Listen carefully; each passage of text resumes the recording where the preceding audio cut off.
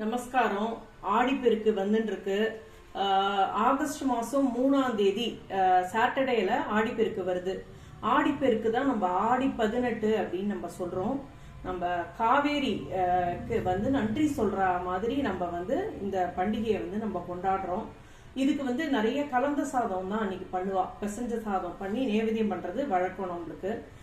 இப்ப அதுக்கு வேணுங்கிற நைவேத்தியம் பண்றதுக்கு ஏதாவது ஒரு பாயசம் பண்ணுவா. நான் வந்து வெள்ளை சாதம் பண்ணலாம் அப்படின்னு இருக்கேன்.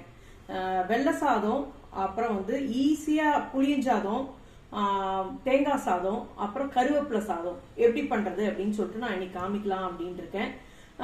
இப்ப வெள்ளை சாதத்துக்கு உண்டான இன்கிரீடியன்ஸ் என்னென்ன அப்படின்னு நம்ம பார்த்துடலாம். பாருங்க, நான் 1 கப்பு வெல்லம் எடுத்துட்டு இருக்கேன். சின்ன கப்புல தேங்காய் துருவல், தேங்காயும் வெல்லமும் போட்டு தான் நம்ம பண்ண போறோம். அதனால தேங்காய் துருவல் எடுத்துட்டு இருக்கேன்.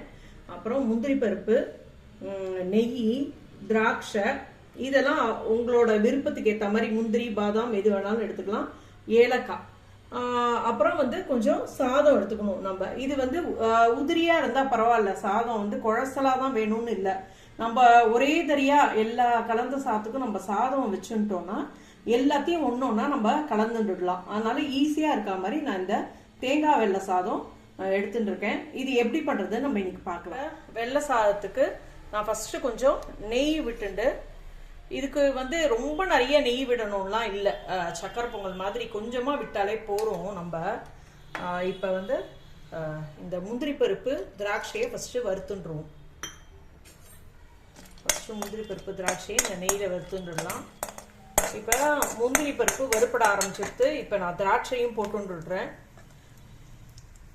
இது வந்து ஏதாவது ஒரு ஸ்வீட் பண்ணுங்கிறதுனால நான் ஒத்தாப்புல நம்ம சாதத்தை வெடிச்சுட்டோம்னா இது ஈஸியா பண்ணிடலாமே அப்படின்னு சொல்லிட்டு நான் இதை எடுத்துட்டு இருக்கேன்.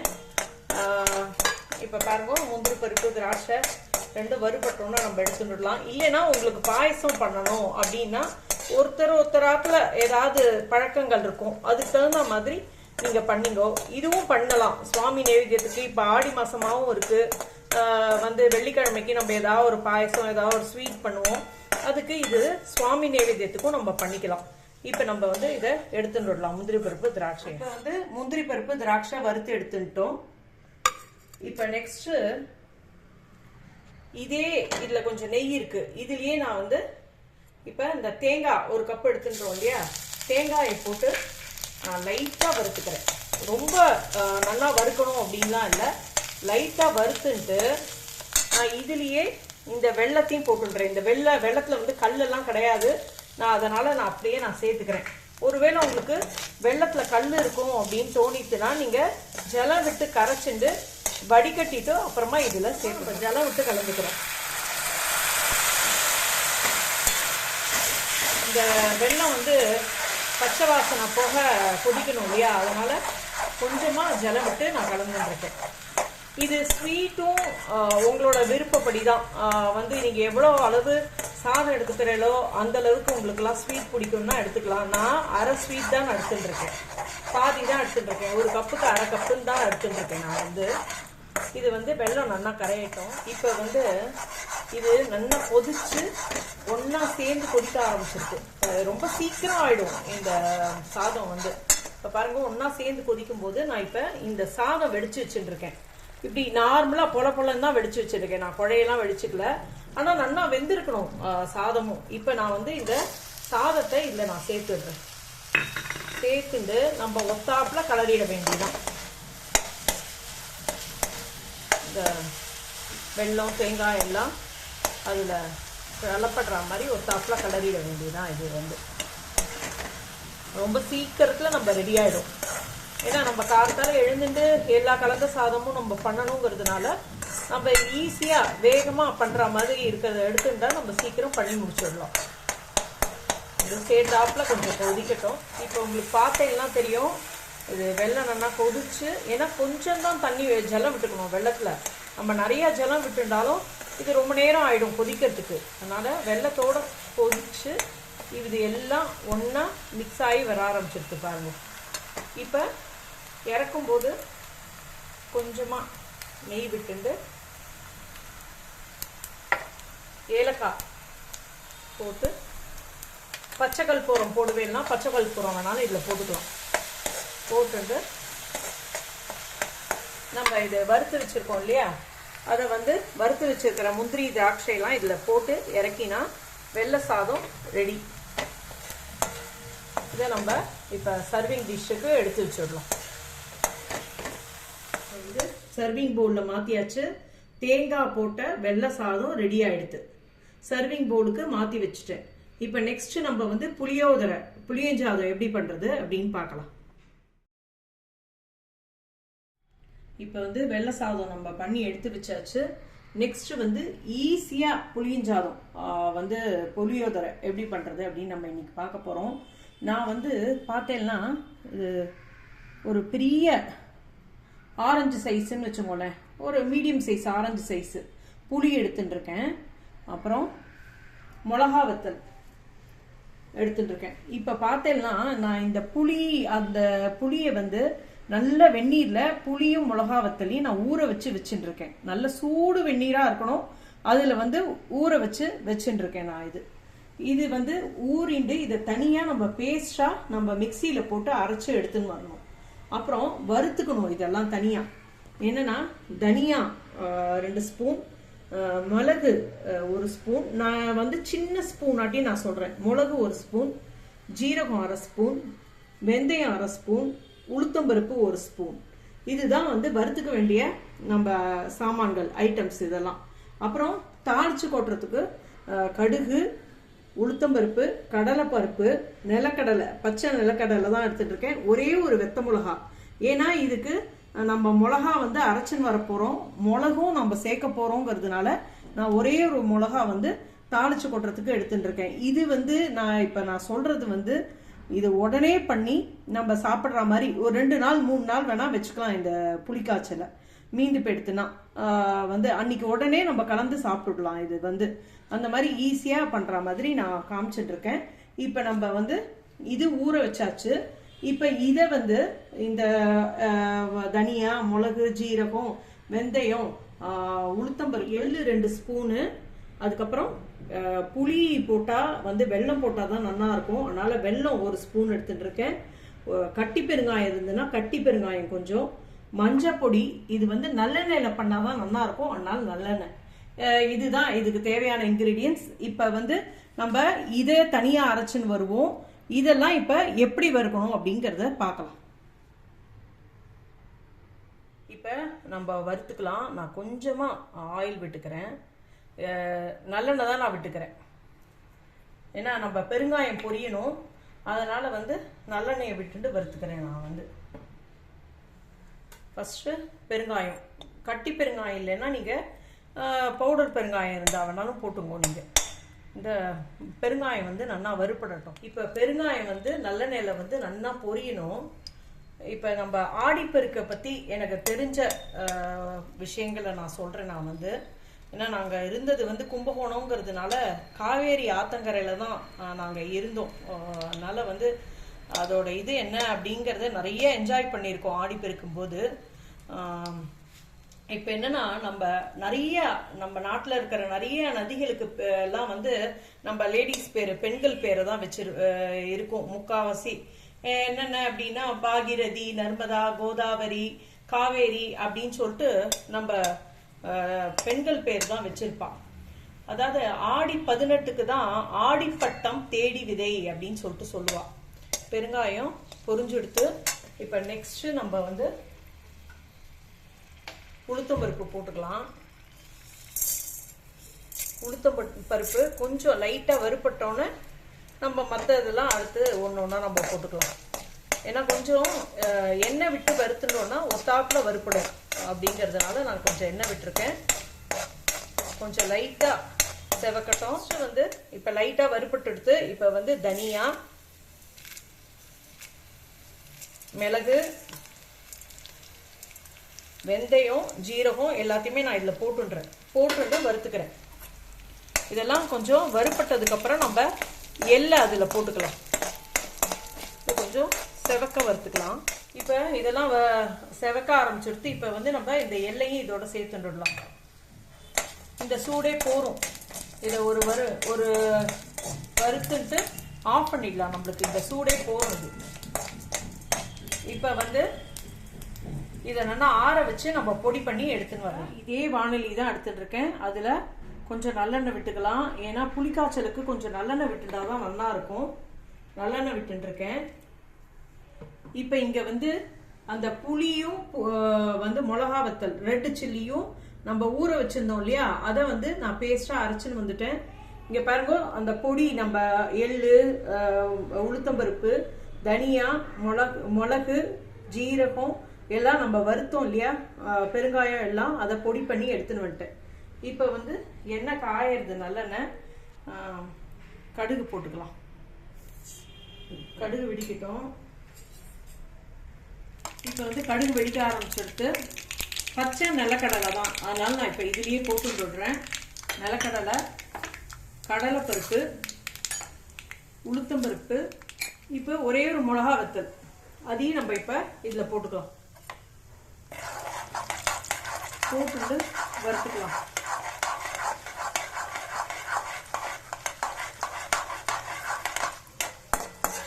வறுபடட்டும்.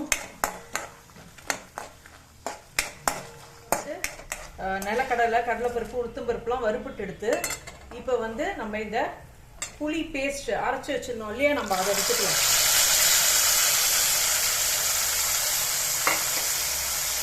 நம்ம வச்சு நல்லா கலந்துக்கலாம். மஞ்சள் பொடி, இதுக்கு இன்னும் நம்ம உப்பு போடலை, அதனால இதுக்கு தேவையான அளவு உப்பு. உங்களுக்கு வேணும்னா கல் உப்பு கூட நம்ம வந்து அந்த புளி பேஸ்ட்லேயே போட்டு கூட நம்ம அரைச்சிக்கலாம். உப்பு போட்டிருக்கேன். இந்த வெல்லமும் இப்பயே நான் அதில் சேர்த்துடுறேன். ஒரு ஸ்பூன் எடுத்து வச்சுருந்தோம் இல்லையா வெல்லம்,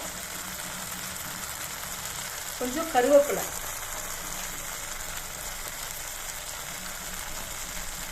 கருவேப்பிலையும் நல்லா பிச்சு போட்டுக்கலாம். பிச்சு போட்டு வந்து கலரிங்கு.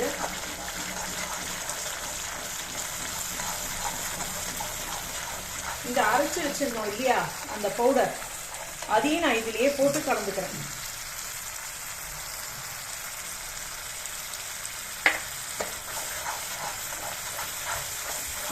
ஒரு 2 நிமிஷத்துல இந்த புளிக்காய்ச்சல் ரெடி ஆகிடும்.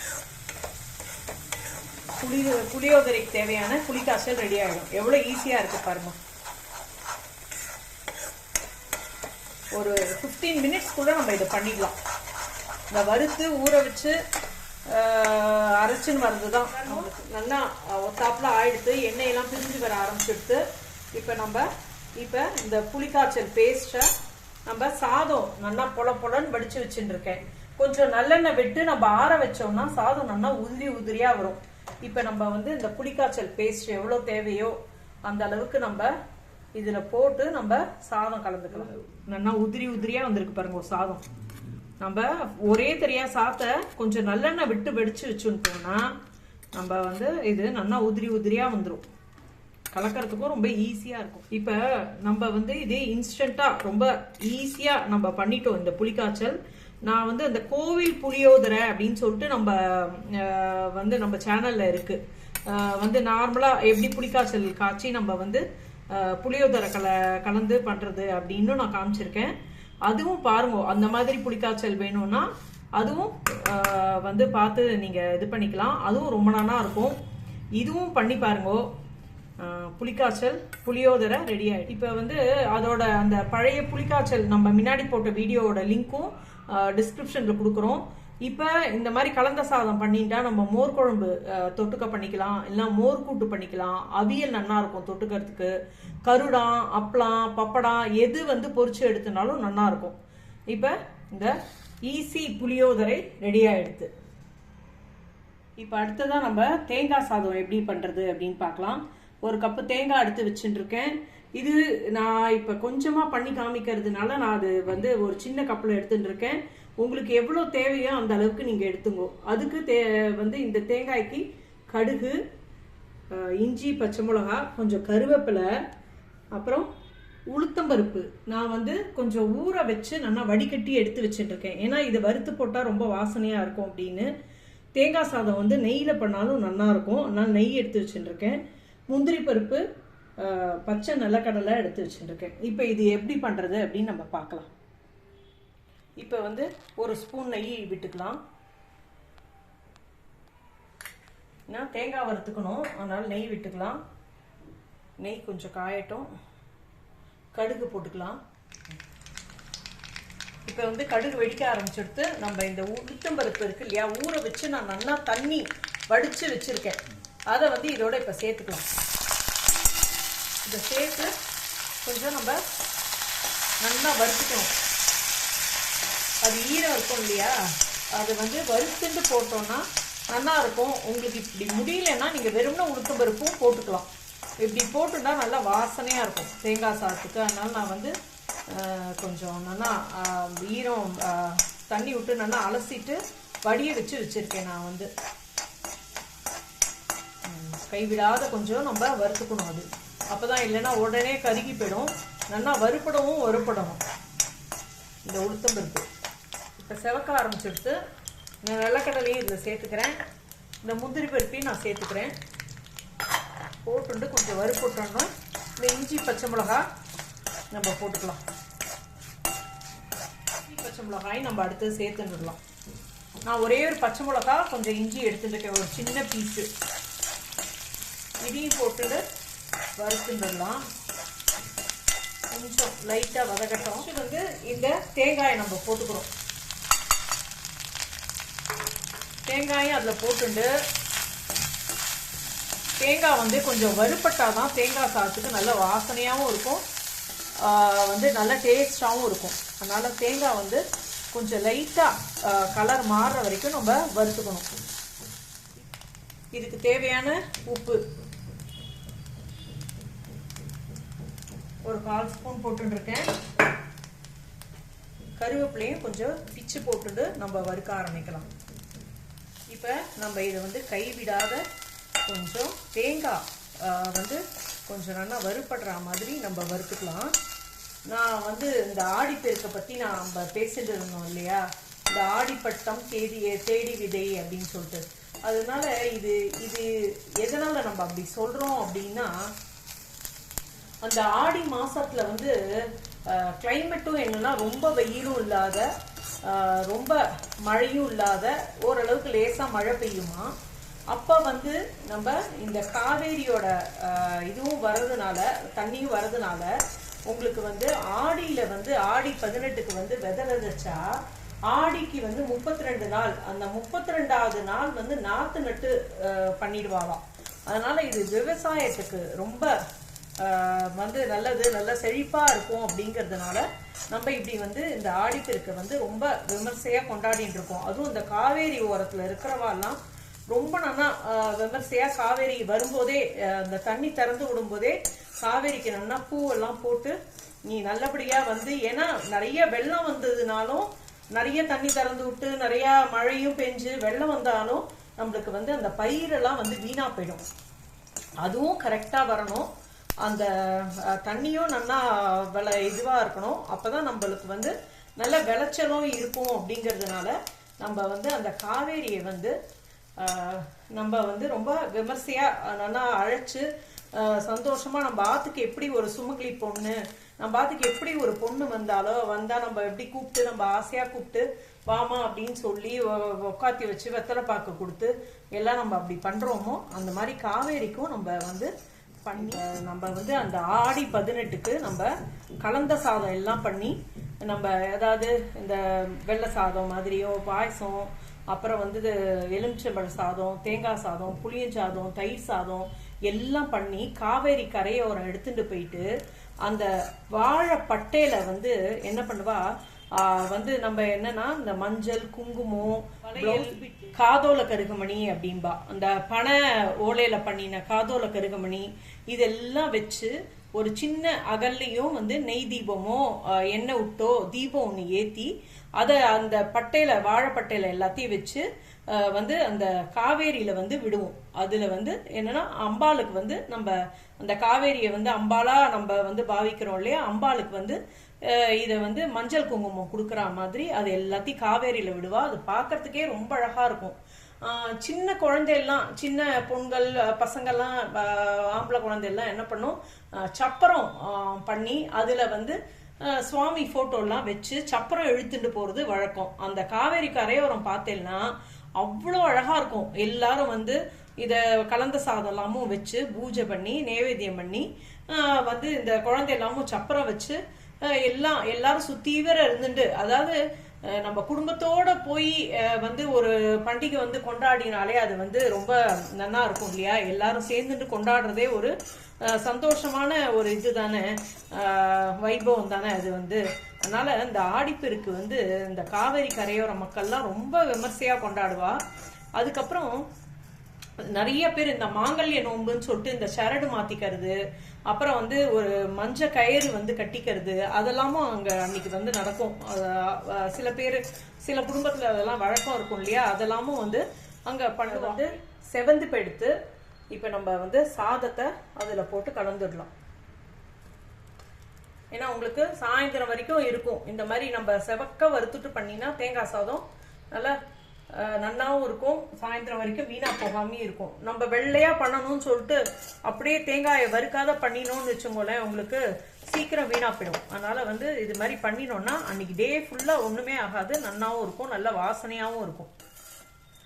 இந்த ஆடிப்பெருக்கு அன்னைக்கு எது ஆரம்பிச்சாலும் எது பண்ணினாலும் நல்ல சுபிக்ஷமா இருக்கும் அப்படிங்கிறதுனாலதான் இந்த காவேரி மாதிரி வத்தாம என்னைக்குமே நல்லபடியா இருக்கணும் அப்படிங்கிறதுனாலதான் எல்லா பொண்களும் வந்து நல்ல தீர்க்க சுமங்கலியா இருக்கணும் அப்படிங்கிறதுக்காக வேண்டிண்டு இந்த கலந்த சாதத்தெல்லாம் காவேரி கரையோரம் பூஜை பண்ணுவா. இப்ப வந்து தேங்காய் சாதம் ரெடி ஆயிடும். நெக்ஸ்ட் நம்ம வந்து கருவேப்பிலை சாதம் எப்படி பண்றதுன்னு பார்க்கலாம். கருவேப்பிலையெல்லாம் நல்லா ஆஞ்சு அலசி வடிய வச்சுட்டு இருக்கேன். அப்புறம் கடலைப்பருப்பு, உளுத்தம்பருப்பு, மிளகா வத்தல், ஒரு அரை ஸ்பூன் மிளகு, அரை ஸ்பூன் ஜீரகம், ஒரு ஸ்பூன் தனியா, சின்ன சைஸ் புளி எடுத்துட்டு இருக்கேன், சின்ன பெருங்காய கட்டி, அப்புறம் தாளிச்சு கொட்ட கடுகு, உளுத்தம்பருப்பு. இதுதான் இதுக்கு தேவையான இன்கிரீடியன்ஸ். இப்போ இது எப்படி பண்றதுன்னு நம்ம பார்க்கலாம். இப்போ கொஞ்சமா நல்லெண்ணெய் விட்டுக்கலாம். அதுல இந்த பெருங்காயத்தை நான் போட்டுன்றேன். பெருங்காயம் நல்லா வறுபட்டதுக்கு அப்புறம் அடுத்தடுத்து சாமான்லாம் நம்ம வந்து பெருங்காயம் வறுபட்டு எடுத்து இப்போ அடுத்தது வந்து நம்ம கடலைப்பருப்பு போட்டுக்கலாம், உளுத்தம்பருப்பு, மிளகா வத்தல். நான் வந்து ஒரு 5 மிளகா எடுத்துட்டு இருக்கேன். இதெல்லாம் கொஞ்சம் வறுத்துக்கலாம். வறுத்துட்டு அப்புறம் மற்ற சாமான்லாம் போட்டுக்கலாம். இப்போ நெக்ஸ்ட் தனியா, மிளகு, ஜீரகம் எடுத்துட்டு இருக்கேன். அப்புறம் புளி கொஞ்சமா ஒரு சின்ன பீஸா எடுத்துட்டு இருக்கேன். இதெல்லாம் நம்ம செவக்கா வறுத்துட்டு இருக்கோம். இப்போ வந்து நல்லா செவக்க ஆரம்பிச்சுட்டு நம்ம இப்ப இதை எடுத்து வச்சுடலாம். இப்ப இந்த கருவேப்பிலை பொடிக்கு தேவையான உப்பையும் நான் இந்த வறுத்து வச்சோம் இல்லையா, அதுலயே நான் போட்டுட்டு நான் அரைச்சுன்னு வந்துடுறேன். நான் வந்து நல்லா ஒரு 2 கை பொடி கருவேப்பிலை போடுறேன். ஏன்னா கருவேப்பிலை நல்லா போட்டா உடம்புக்கும் நல்லது, நன்னாவும் இருக்கும் இது. அதனால நான் வெறும் வானலியில தான் இந்த கருவேப்பிலையை போட்டு நல்லா மொறுமொறுன்னு வர வரைக்கும் நம்ம வறுத்துக்கலாம்.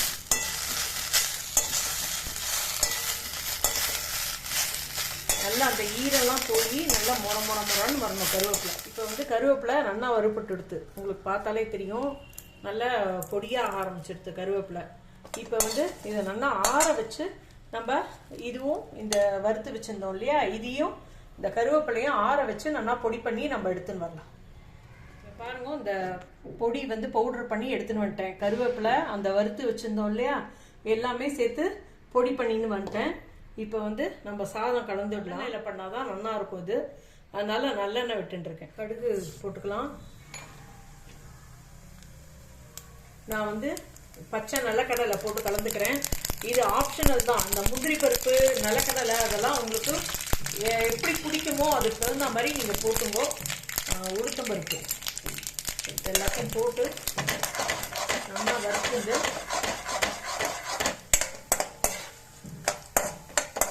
கொஞ்சம் செவக்கட்டும். சாதமும் எடுத்து வச்சுருக்கேன்.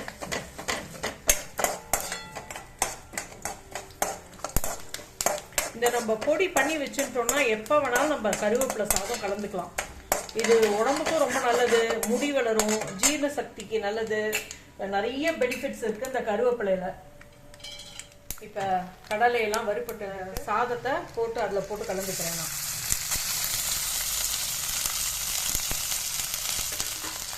நான் சாதத்தில் வந்து உப்பு போட்டு வடிக்கல, நான் வந்து இந்த பொடியெல்லாம் கலந்துக்கிறேன் இல்லையா, அதில் தான் நான் உப்பு கொடுக்குறேன். இப்போ நம்ம இந்த பொடியை வந்து இந்த சாதத்தில் போட்டு கலந்துக்கலாம். இந்த தாளிச்சு கொட்டி பண்ணினோன்னா, ஃப்ரெஷ்ஷாக தாளிச்சு கொட்டி பண்ணோன்னா அந்த கலந்த சாதம் வந்து ரொம்ப நல்லா இருக்கும். கருவேப்பிலை சாதமும் ரெடி ஆகிடுச்சு. இப்போ நம்ம சர்விங் பவுலில் எடுத்து வச்சுட்டு நம்ம பார்க்கலாம். கருவேப்பிலை சாதமும் ரெடியாக எடுத்து எவ்வளோ நல்லா கலர்ஃபுல்லாக வந்திருக்கு பாருங்க. வந்து இது மாதிரி பண்ணி தந்தா குழந்தை இல்லாமல் சாப்பிட்டா உடம்புக்கு ரொம்ப ரொம்ப நல்லது, ரொம்ப டேஸ்டாகவும் இருக்கும். ட்ரை பண்ணி பாருங்க. இப்போ நான் வந்து ஆடிப்பெருக்குக்கு நான் வந்து வெள்ளை சாதம், புளியஞ்சாதம், ஈஸியாக புளியஞ்சாதம், தேங்காய் சாதம், கருவேப்பிலை சாதம் பண்ணி காமிச்சிருக்கேன். எல்லாரும் பண்ணி பாருங்க. ஆடிப்பெருக்குக்கு வெள்ளை சாதம், கருவேப்பிலை சாதம், தேங்காய் சாதம், புளியஞ்சாதம், கருடா கூட பொரிச்சு வச்சிருக்கேன். சிப்ஸ் பிடிச்சதுன்னா சிப்ஸ் கூட தொட்டு சாப்பிடலாம். இந்த காவேரி கரையோரம் இருக்கிற கும்பகோணம், தஞ்சாவூர், நாகப்பட்டினம், கடலூர் அங்கெல்லாம் ரொம்ப விமர்சையாக கொண்டாடுவா. அப்படி காவேரி கரையோரம் இல்லைன்னா கூட நம்ம ஆத்துலயே சுவாமி வாக்கத்தில் வந்து ஜலத்தை வச்சுட்டு காவேரியா ஆவணம் பண்ணிட்டு இந்த மாதிரி கலந்த சாதம் பண்ணி நம்ம நைவேத்தியம் பண்ணிட்டு நம்ம நாடு நல்லா செழிப்பா இருக்கணும், எல்லா வளமும் ஒரு பெற்று நன்னா இருக்கணும் அப்படின்னு நம்ம வேண்டிட்டு நம்ம இந்த ஆடிப்பெருக்கை கொண்டாடலாம். எல்லாருக்கும் ஆடிப்பெருக்கு நல்வாழ்த்துக்கள்.